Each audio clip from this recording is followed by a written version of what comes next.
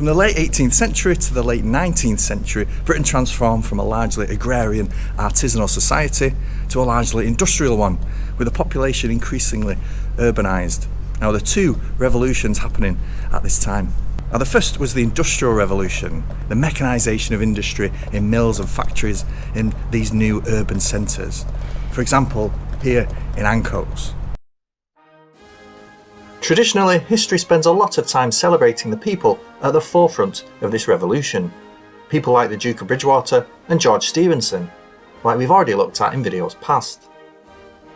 But credit for the Industrial Revolution is never given to those people that actually made it happen. The men who dug the canals, the kids who worked down the mines, and the women who worked in the cotton factories. The navvies, the engine drivers, the builders, the labourers, the dock workers. Without these people, the Industrial Revolution wouldn't have happened. Not here in Manchester and not anywhere. The establishment could have all the business dreams they wanted, all the bright ideas, but they relied entirely on other people to make it happen. As we've seen already, the new system that accompanied industrialisation was capitalism, where profits were maximised and costs minimised. More money for the owners of labour, as little as possible for the labour itself.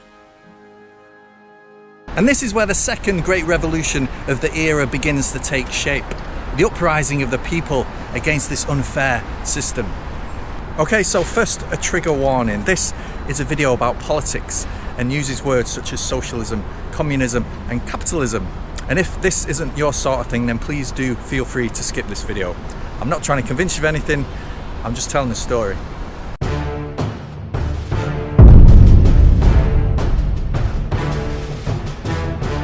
It started in France, where a messy yet effective movement of people sought to overthrow the corrupt monarchy and aristocracy in favour of a more even distribution of the nation's wealth, amongst other things. And the success proved what many had theorised for years but had never really seen happen. That when individuals came together to fight power in a collective way, they could transform an entire country. The problem was, Britain had a very similar political setup, with all power shared between the monarchy and a parliament made up of a small number of landowning wealthy men. There were two factions in parliament, the Tories and the Whigs, neither in favour of democracy.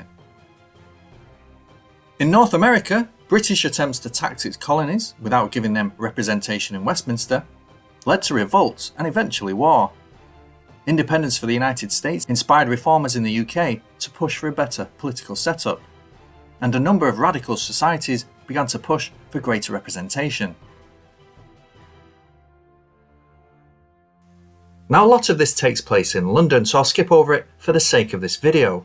But the government came to deal with all this talk of reform by introducing new laws, prohibiting the meeting of people in public to no more than 50, and effectively outlawing trade unions. It was even illegal to imagine the destruction of the monarchy.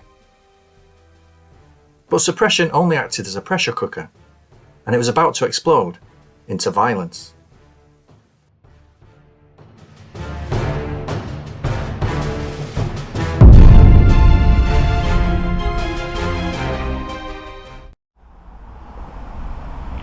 On the 10th of March 1817, between 5,000 and 10,000 weavers, led by Samuel Drummond and John Bagley, met here at St. Peter's Field, what was then an empty croft of land on the edge of town. Now, they wanted to march to London and present a petition to the Prince Regent, demanding that the government do something to help their struggling trade. They were read the Riot Act and most left, but around 600 began marching anyway, blankets on their backs, earning the name the Blanketeers. They walked in groups of 10 to keep within the law, but they'd only made it as far as Stockport when around 200 of them were arrested without cause. A little while later in Macclesfield, the rest were dispersed by threats of violence from the cavalry. Only one man, Abel Caldwell, was able to continue on to London to present the petition, which was simply ignored.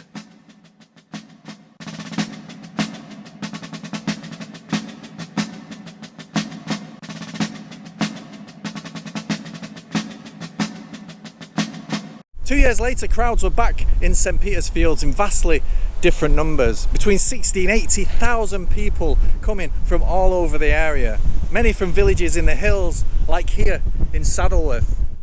They came with banners and instruments, wearing their best clothes. It was exciting, the first taste for many of them of collective action, of the possibility of fighting for their own rights.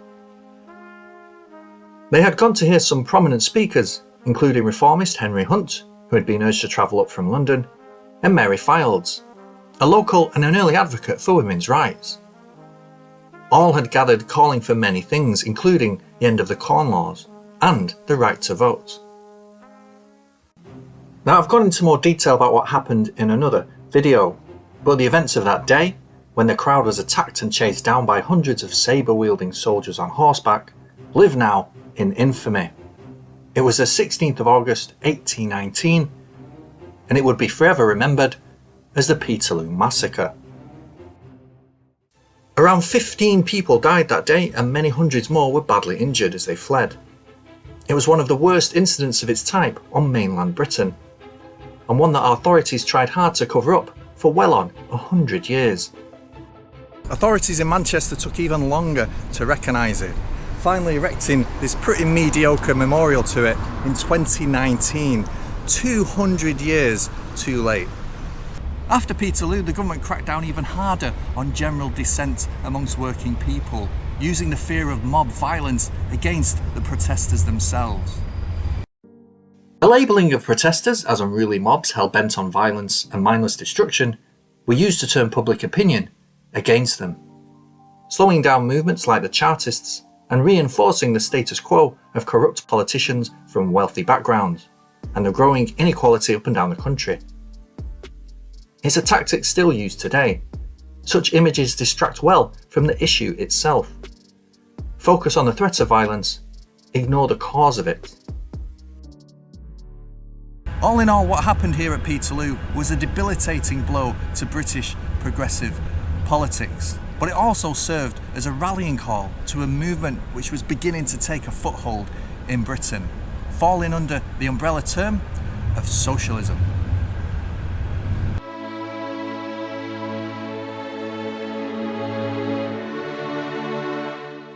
There has always been elements of socialist thinking popping up in history, but modern socialism began during the Enlightenment. The coming of the French Revolution and then the unfolding of the Industrial Revolution in Britain pushed it into the foreground. A great many philosophers and thinkers now began considering socialist ideals with seriousness. People like Charles Fourier, Louis Blanc, Thomas Paine, and Robert Owen. Born in Newtown in Wales, Robert Owen moved to Manchester at the age of 18 and started off as a draper's assistant in St Anne's Square. At 21, he was made manager of the Piccadilly Mill on Auburn Street, the first steam-powered mill in the city. A while later, he became part owner of the Chorlton Twist Mill in Chorlton-on-Medlock. Influenced by the rapidly changing city around him and the poverty spreading quickly throughout Manchester, Owen became resolved to find a different way to do things. He was elected to the Manchester Literary and Philosophical Society and the Board of Health, with the aim of pressing for better health and working conditions within mills and factories. Owen opened his own mill in Lanarkshire, Scotland, where he set up a community of workers that ran on broadly socialist principles, banning child labour, emphasising education, 8-hour working days, and communal living.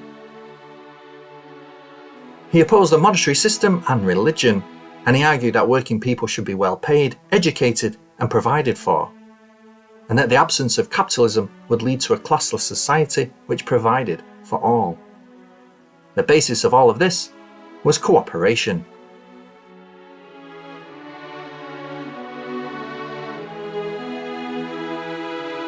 A true philanthropist, Owen never got to see any of his utopian ideals universally accepted. But in Rochdale, a small town just north of Manchester, the ideas of cooperatives were about to take off. Unemployment and poverty forced a group of people, many of them weavers, to form the Rochdale Society of Equitable Pioneers. It was a cooperative, and while not the first in the world, it was the one that established many guiding principles of the cooperative movement, known as the Rochdale Principles.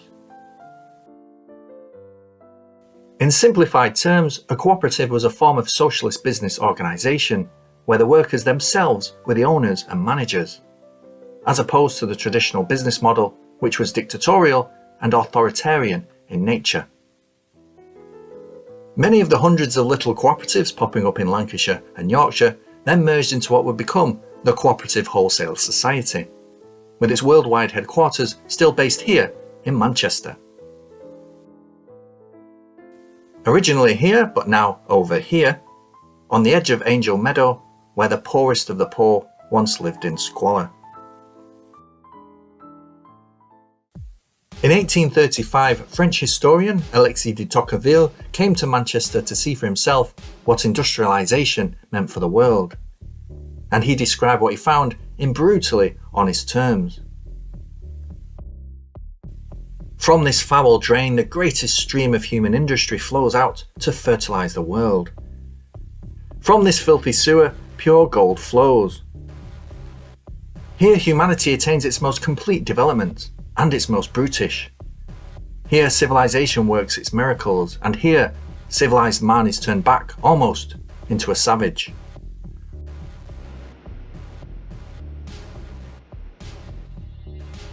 The cooperative movement had been born, but it was still no match for capitalism, which had already created two clear tiers of Mancunians, the super rich and everybody else. To defeat this inequality and bring some humanity back into economics, it was time for some more radical thinking. And once again, Manchester was ground zero. This building is the Mechanics' Institute, where the first ever trade union congress was held in 1868, an event that got the ball rolling on organised labour on a large scale. The Mechanics' Institute itself was set up to try and teach more people the skills behind mechanics and manufacturing, to offer a kind of social mobility to poorer Mancunians. Near to the Mechanics' Institute was the Athenaeum, which is now part of the city's art gallery, and it was a place of art and ideas for the city's well-educated. One of the people who came here was Robert Owen, and another man called Richard Cobden. Cobden was a self-made business magnate who advocated for something called free trade, a kind of open capitalism that argued for fewer government tariffs and barriers, but also the end of wars, which were bad for business.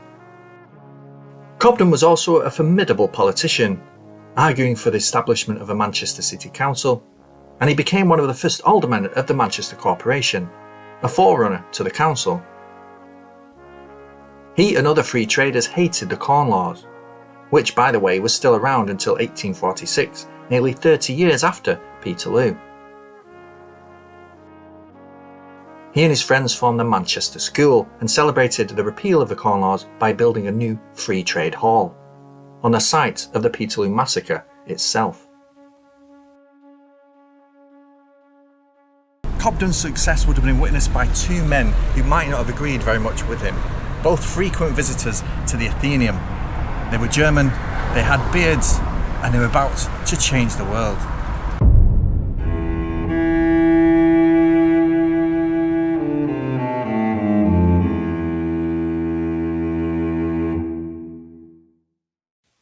In the last video we saw that poverty was beginning to spread like a plague across the city as the century progressed.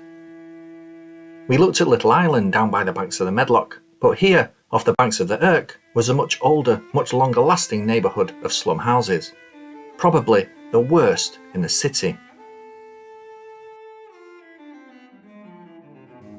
The slum houses here were built below the floodline of the river, and Manchester's poorest lived in squalor and disease right here. A little further uphill was a church and a cemetery, where even in death there was no peace.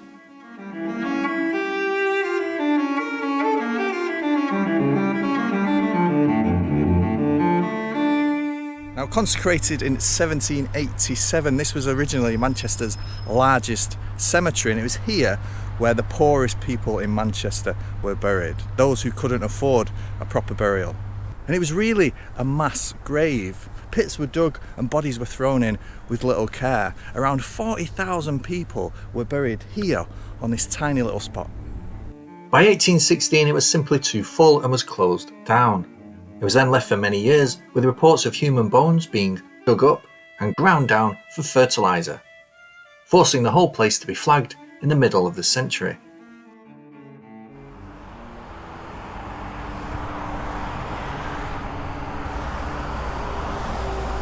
In December 1842, a young man called Friedrich Engels came to Salford from Germany to work at the Ehrman and Engels Victoria Mill here in Weest, and it was part owned by his father. And it's not here anymore today, it's just a motorway. Friedrich's fascination with politics annoyed his father, who hoped that sending him here to run a mill in Salford would distract him from his radical thinking. In fact, it put him in exactly the right place at exactly the right time.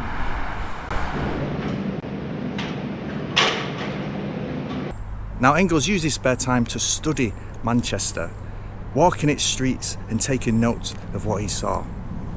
And occasionally he came here, one of the few non-residents who dared to do so, and he was horrified. From the Ducie Bridge, he noted, "At the bottom flows, or rather stagnates, the Irk, a narrow, coal-black, foul-smelling stream. In dry weather, a long string of the most disgusting blackish-green slime pools are left standing, from the depths of which bubbles of miasmatic gas constantly arise, and give forth a stench unendurable, even on a bridge 40 or 50 feet above the surface. Above the bridge are tanneries, bone mills and gasworks, from which all drains and refuse find their way into the Irk, which receives further the contents of all neighbouring sewers and privies.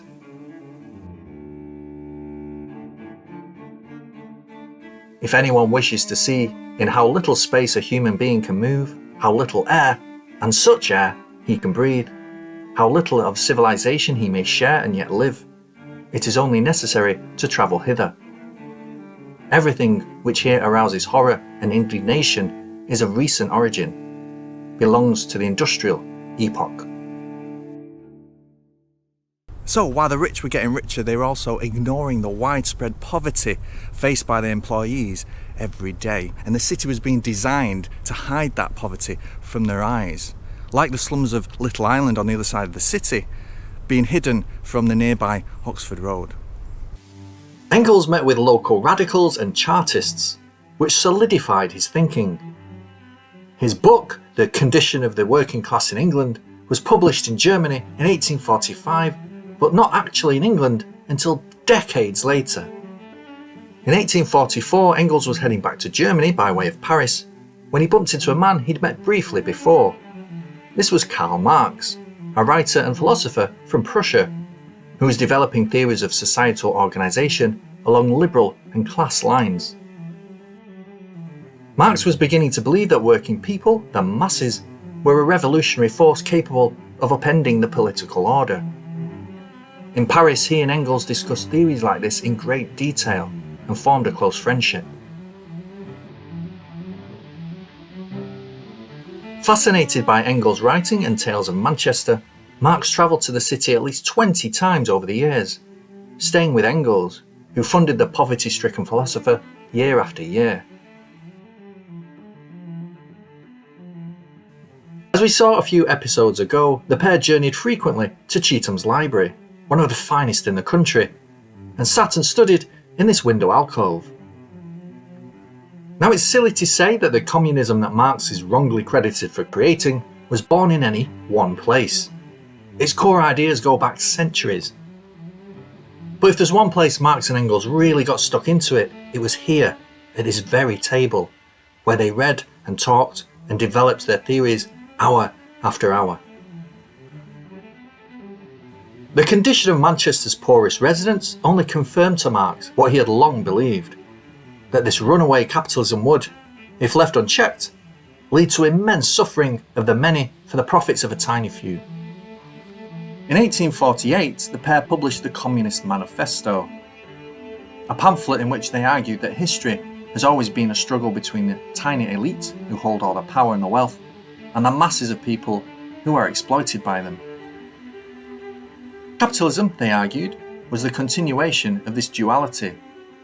Those with money exploiting the masses of people who did all the work. They argued for things like free education for all, abolition of child labour, and a progressive income tax. But they also argued that changing and improving society didn't have to be a slow, gradual process. It could, and should, be a sudden sharp revolution of the working classes, who would then hold all of the power. Furthermore, they argued, this revolution was inevitable.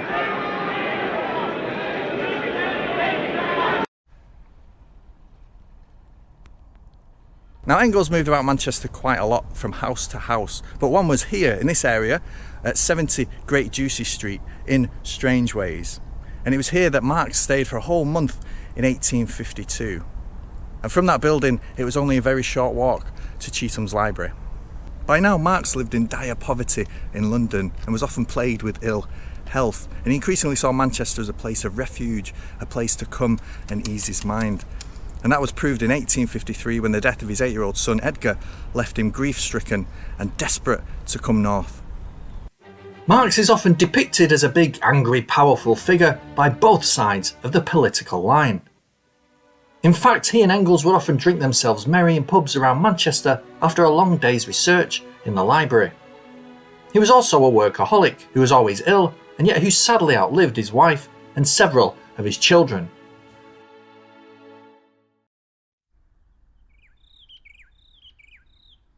Socialism, Marxism and communism were ideas born out of a rapidly changing world. Industrialisation, yes, but also a booming population which led to a scarcity of resources. But all three had great empathy for the masses of ordinary working people who were forced to sell their labour to a system which was clearly exploiting them. Wealthy idealists like Owen and Cobden, and many others outside of Manchester of course, tried to materialise a world in which capitalism worked without exploiting people. But capitalism was proving to be quite resistant to change. Now, Engels and Marx argued that the ruling class could not and would not make capitalism work for ordinary people, that they would just keep on adapting the ever-changing economy to suit their own ends. An uprising of the masses against this unfair system was, in their eyes, unstoppable, if only the masses could learn to work together and act with one angry voice. And if we look again at that graphic of capitalism, we begin to see why the ruling classes were so worried about the collective action of ordinary people. Capitalism had begun to act like the feudal system which had come before it, with a very tiny minority holding all the power and the wealth above the vast majority of people. Workers banding together to take on that hierarchy was a direct threat to a power structure that had existed for thousands of years. In a way, workers organising was a bigger revolution in history than industrialisation itself.